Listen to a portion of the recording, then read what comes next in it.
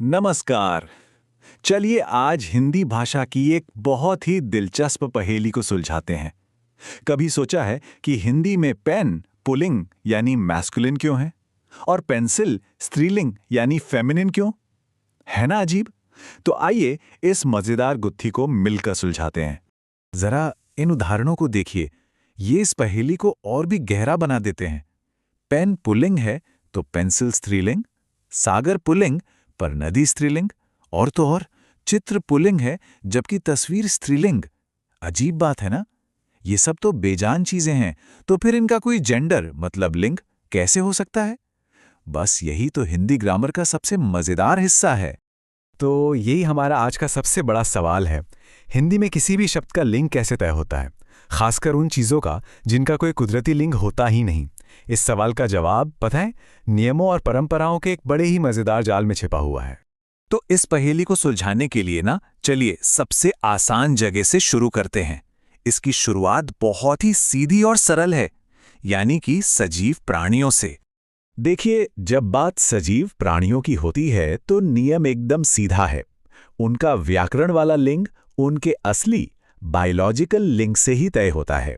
दादा पुल्लिंग तो दादी स्त्रीलिंग, मोर पुल्लिंग तो मोरनी स्त्रीलिंग, घोड़ा और घोड़ी, बैल और गाय। मतलब ये हिस्सा समझना तो बहुत ही आसान है, क्योंकि ये पूरी तरह से लॉजिक पर आधारित है। अच्छा, अब आते हैं असली रहस्य पर। निर्जीव चीजें, मतलब एक कुर्सी, एक दरवाजा या एक किताब का जेंडर कैसे पता चलेगा? यहीं पर भाषा के असली नियम सामने आते हैं, और सच कहूं तो हमारी खोज यहीं से और भी रोमांचक हो जाती है। इस वाक्य को देखिए, रवि ने पेन खरीदा। यहां पर जो ध्यान देने वाली चीज है वो है क्रिया, यानी खरीदा। आ की आवाज पर खत्म होने वाली ये क्रिया हमें साफ साफ बता रही है कि पेन एक पुल्लिंग शब्द है। और अब जरा ये दूसरा वाक्य देखिए, मैंने पेंसिल खरीदी। देखा, यहां क्रिया बदलकर खरीदी हो गई, जो ई की आवाज पर खत्म होती है। बस यही बदलाव हमें ये इशारा दे रहा है कि पेंसिल एक स्त्रीलिंग शब्द है। मजेदार है ना? तो इसका मतलब क्या हुआ? मतलब ये कि हिंदी में किसी शब्द का लिंग हम उसे देखकर नहीं, बल्कि वाक्य में उसके इस्तेमाल से पहचानते हैं। क्रियाएं और विशेषण अपना रूप बदलकर उस शब्द के लिंग के हिसाब से ढल जाते हैं। बस यही है हिंदी में लिंग पहचानने का सबसे बुनियादी सिद्धांत। ठीक है, तो अब जब हमें ये बेसिक प्रिंसिपल समझ आ गया है, तो चलिए अब कुछ प्रैक्टिकल तरीकों और इशारों को समझते हैं जो बेजान चीजों का जेंडर पहचानने में हमारी मदद करेंगे। लिंग पहचानने का पहला और शायद सबसे बड़ा सुराग है शब्द का आखिरी हिस्सा, मतलब कि वो खत्म कैसे हो रहा है। शब्द किस अक्षर या ध्वनि पर समाप्त हो रहा है, ये अक्सर उसके लिंग का एक बड़ा संकेत देता है। यह एक बहुत ही मजेदार पैटर्न है। जिन शब्दों के अंत में पन, आ या अक आता है, जैसे बचपन, कपड़ा, लेखक, वो ज्यादातर पुल्लिंग होते हैं। और वहीं जिन शब्दों के अंत में ई, या आवट होता है, जैसे गरीबी, गुड़िया, सजावट, वो आमतौर पर स्त्रीलिंग होते हैं। हालांकि ये कोई 100% वाला पक्का नियम नहीं है, पर एक बहुत ही काम का शॉर्टकट है।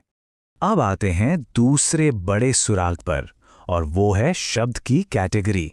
मतलब अक्सर एक ही तरह की चीजों के नाम का जेंडर भी एक ही होता है।